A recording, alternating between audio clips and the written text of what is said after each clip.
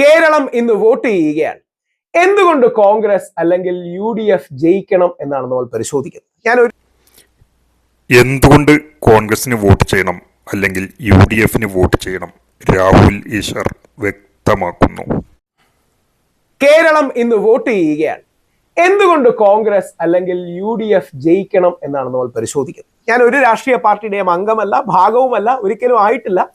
പക്ഷേ ബെറ്റർ ഏത് ഓപ്ഷനാണെന്ന് നോക്കുകയാണ്. ഞാൻ പലപ്പോഴും പറയാറുണ്ട്, കോൺഗ്രസിന് വോട്ട് ചെയ്യാനുള്ള പ്രധാന കാരണം CPM-കാർ നമ്മളോട് വോട്ട് ചോദിച്ചു, നമ്മൾ അവർക്ക് കൊടുത്തില്ലെങ്കിൽ പിന്നെ അവർക്ക് നമ്മളെ കാണുമ്പോൾ ഒരു ചെറിയ ചൊറിച്ചിലാണ്, നിങ്ങളൊക്കെ വർഗ ശത്രുക്കളാണ് എന്ന് പറയുന്നൊരു ഭാവമാണ്.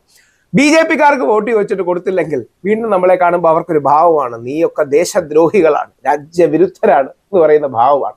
പക്ഷെ കോൺഗ്രസ്സുകാർക്ക് വോട്ട് ചോദിച്ചിട്ട് കൊടുത്തില്ലെങ്കിൽ അടുത്ത തവണ അവർ വീണ്ടും വന്ന് ചോദിക്കും. അതാണ് ജനാധിപത്യത്തിലെ അടിസ്ഥാന മര്യാദ.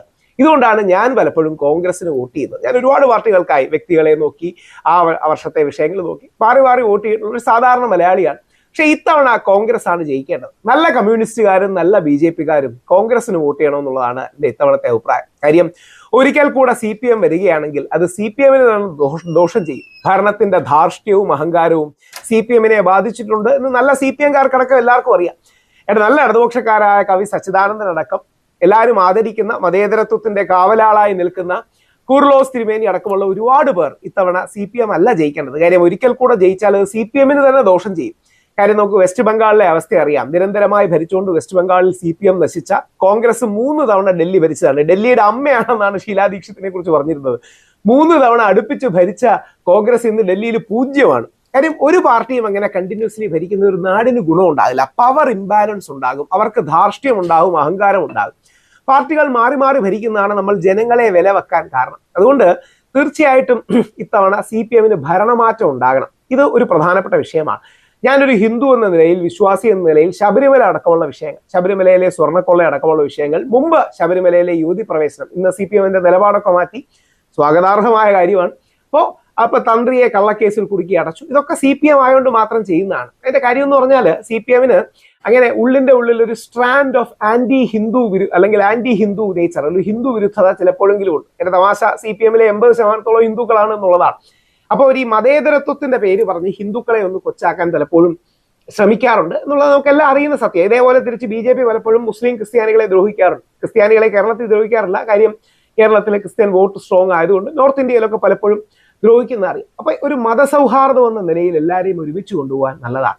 കോൺഗ്രസിനും കോൺഗ്രസിൻ്റെതായ ദൗർബല്യങ്ങളും പോരായ്മകളും ഒക്കെ ഉണ്ട്, സംശയമൊന്നുമില്ല. കോൺഗ്രസ് ഒരു കേഡർ പാർട്ടി ഒന്നുമല്ല, സെൻട്രലൈസ്ഡ് സ്വഭാവമില്ല പലപ്പോഴും. പക്ഷെ മെച്ചം കോൺഗ്രസ് ആണ്. BJP നല്ല രീതിയിൽ കേരളത്തിൽ സംഘടിതമായി ഉയർന്നു വരുന്നുണ്ട്. പക്ഷെ BJP പലപ്പോഴും ക്രിസ്ത്യൻ മുസ്ലിം വിഭാഗങ്ങൾക്ക്, വിശിഷ്യ നമ്മുടെ മുസ്ലിം സഹോദരങ്ങൾക്ക് ദ്രോഹം ചെയ്യും. ഒരു കാര്യമില്ലാതെ ദ്രോഹം ചെയ്യുന്നതാണ് സത്യം. അത് മറ്റൊരു വിഷയമാണ്. അതായത് ഒരു കാര്യവുമില്ലാതെ മുസ്ലിം സഹോദരങ്ങളെ അരികവൽക്കരിക്കാനും അപരവൽക്കരിക്കാനും മാർജിനലൈസ് ചെയ്യാനും അവർ നോക്കും. അത് ഈ ഹിന്ദു ആത്മീയ ശൂന്യതയിൽ നിന്ന് വരുന്നതാണ്. ആരെങ്കിലും അപ്പുറത്തൊരു ശത്രു വേണമെന്നുള്ള ആറ്റിറ്റ്യൂഡിൽ നിന്ന് വരുന്നതാണ്. നോർത്ത് ഇന്ത്യയിൽ പലപ്പോഴും ക്രിസ്ത്യാനികളോട് ഇത് ചെയ്യും. FCRA അടക്കമുള്ള കാര്യങ്ങൾ ഇന്നിതാ ചെയ്യുന്നത്. ഇതിന്റെ തമാശ, ഇത് BJP-ലെ വിവരമുള്ള ആൾക്കാർക്കും അറിയാം. ഈ FCRA പോലുള്ള കാര്യങ്ങൾ കൊണ്ട് നമ്മുടെ രാജ്യത്തിന് ഒരു ഗുണവുമില്ല, പകരം ദ്രോഹം മാത്രമേ ഉള്ളൂ ക്രിസ്ത്യാനികൾക്കും ബാക്കിയുള്ളവർക്കും. അതിന്റെ കാര്യം എന്ന് പറഞ്ഞാൽ ഇത് ഗ്യാസ് ലൈറ്റ് ചെയ്യുകയാണ്. ഗ്യാസ് ലൈറ്റ് എന്ന് പറഞ്ഞാൽ കള്ളങ്ങൾ വീണ്ടും വീണ്ടും പറഞ്ഞ് ഉള്ള സത്യത്തെ മറക്കുകയാണ്. അപ്പോൾ ഈ FCRA അടക്കമുള്ള, ഇനിയും BJP-കാരോട് ചോദിച്ചാൽ ഞങ്ങൾക്ക് മുസ്ലിം സ്നേഹമാണ്, അബ്ദുൽ കലാമിനെ ഞങ്ങളാണ് പ്രസിഡന്റ് ആക്കിയതെന്നൊക്കെ പറയും. അബ്ദുൽ കലാമിനെ വാജ്പേയിജിയാണ് പ്രസിഡന്റ് ആക്കിയത്, സംശയമൊന്നുമില്ല. പക്ഷേ BJP-ക്ക് മുസ്ലിം വിരോധം ഉണ്ടെന്ന് നമുക്കെല്ലാം അറിയുന്ന കാര്യമല്ലേ. ഇനി അത് മറച്ചു വെച്ചിട്ട് എന്താ കാര്യം? അതിൽ ഒരു അബ്ദുള്ള കുട്ടി സാർ ഉണ്ടായതുകൊണ്ടോ അല്ലെങ്കിൽ 3-4 ടോക്കൺ ആളുണ്ടായിട്ട് കാര്യമില്ല. പലപ്പോഴും CPM-ന് ഹിന്ദു വിരോധം, വിശിഷ്യ ഹിന്ദു മുന്നോക്ക വിഭാഗങ്ങൾ, ഹിന്ദു അപ്പർ കാസ്റ്റിനോടുള്ള വിരോധം ഉള്ളതുപോലെ, ബ്രാഹ്മണരോട് ഇംപ്ലിസിറ്റായ വിരോധം ഉള്ളതുപോലെ ഇപ്പൊ അവർ പറയും, കണ്ടോ ഞങ്ങളാണ് ബ്രാഹ്മൺ മുഖ്യമന്ത്രി EMS-നെ ആക്കിയെന്ന്. ഇല്ലെന്ന് പറയുന്നില്ല, അതൊക്കെ സത്യമാണ്. പക്ഷെ പലപ്പോഴും അവരുടെ ചിന്താധാരയിൽ ഈ മുന്നോക്ക ഹിന്ദു വിഭാഗങ്ങളോടൊരു എതിർപ്പുണ്ട്. ഇതേപോലെ BJP-ക്ക് മുസ്ലിം വിഭാഗങ്ങളോടും ക്രിസ്ത്യൻ വിഭാഗങ്ങളോടും എതിർപ്പുണ്ട്. കോൺഗ്രസ് ആകുമ്പോൾ വ്യത്യസ്ത പവർ സെന്റേഴ്സ് ഉള്ളതുകൊണ്ട് നമുക്ക് കോൺഗ്രസ്സുകാരെ ചീത്ത വിളിച്ചാലും അവർ തിരിച്ചൊന്നും പറയില്ല, കേട്ടുകൊണ്ടിരിക്കും. കാര്യം എപ്പോഴും അവർക്ക് ജനങ്ങളെ പേടിയാണ്. ജനങ്ങളോടൊരു ഫിയറിന്റെ എലിമെന്റ് ഉണ്ട്. ജനങ്ങൾ തങ്ങൾക്കെതിരെ തിരിയുമോ എന്നതുണ്ട്. വളരെ തിൻ ലൈനിലാണ് നിൽക്കുന്നത്. അതാണ് ജനാധിപത്യത്തിന് നല്ലത്. അതുകൊണ്ടാണ് കോൺഗ്രസ് ജയിക്കണം എന്ന് ഞാൻ ആഗ്രഹിക്കുന്നത്. അപ്പൊ എല്ലാവർക്കും സ്പേസ് കിട്ടും.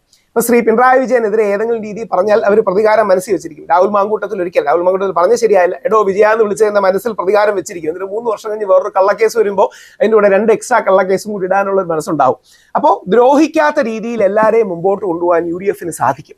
നമ്മുടെ നാട്ടിൽ 50-55% ഹിന്ദുക്കളാണ്, 17-19% ക്രിസ്ത്യാനികളാണ്, 27-29% മുസ്ലിങ്ങളാണ്. എല്ലാവർക്കും ഒരുമിച്ച് നിൽക്കാനുള്ള ഒരു സ്പേസ് ഉണ്ടാകണം. അതാണ് രാഷ്ട്രീയം.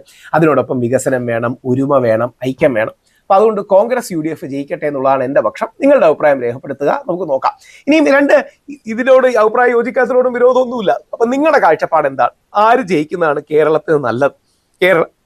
വികസനം, വളർച്ച പോലുള്ള കാര്യങ്ങൾ. കോൺഗ്രസിൽ ഒരുപാട് നല്ല നേതാക്കളുണ്ട്. ഇപ്പം CPM-ൽ എടുത്തു പറയാൻ 1-2 നേതാക്കളെ ഉള്ളൂ. അവിടെ പിണറായി വിജയൻ സഖാവിനെ പോലെ, ഗോവിന്ദ മാഷിനെ പോലെ. BJP-യിലും അതേപോലെ രാജീവ് ചന്ദ്രശേഖർജിയെ പോലെ, ശോഭാ സുരേന്ദ്രൻജിയെ പോലെ ഒരുപാട് പവറുള്ള നേതാക്കളുണ്ട്. പക്ഷേ കോൺഗ്രസിൽ ഒരുപാട് നല്ല നേതാക്കളുണ്ട്. രമേശ് ചെന്നിത്തലജിയും VD സതീശൻജിയും ശ്രീ ശശി തരൂർ KC വേണുഗോപാൽ സാറും അടക്കം, ശ്രീ K മുരളീധരൻ അടക്കം, ഒരുപാട് ശ്രീ ഷാഫി പറമ്പിലടക്കം ഒരുപാട് പ്രതിഭയുള്ള നേതാക്കളുണ്ട്. അപ്പോൾ ആ നേതാക്കളിലൂടെ നമ്മളെ നയിക്കാൻ കഴിയട്ടെ എന്നാണ് എൻ്റെ അഭിപ്രായം. ഇനി നിങ്ങളുടെ അഭിപ്രായം വേറെയാണെങ്കിൽ യാതൊരു വിരോധവുമില്ല. നമ്മൾ നാളെയും വേറൊരു വിഷയത്തിൽ കാണും. അവിടെയാണ് ബഹുമാന പുരസരം വിയോജിച്ചുകൊണ്ടുള്ള രാഷ്ട്രീയമാണ് നമുക്ക് വേണ്ടത്. അപ്പം നിങ്ങൾക്ക് ആര് ജയിക്കാനാണ് ആഗ്രഹം? എന്തുകൊണ്ട്? BJP ആണോ, കോൺഗ്രസ് ആണോ, CPM ആണോ? അതറിയാൻ എനിക്ക് താല്പര്യമുണ്ട്. കമന്റ് ചെയ്യുക.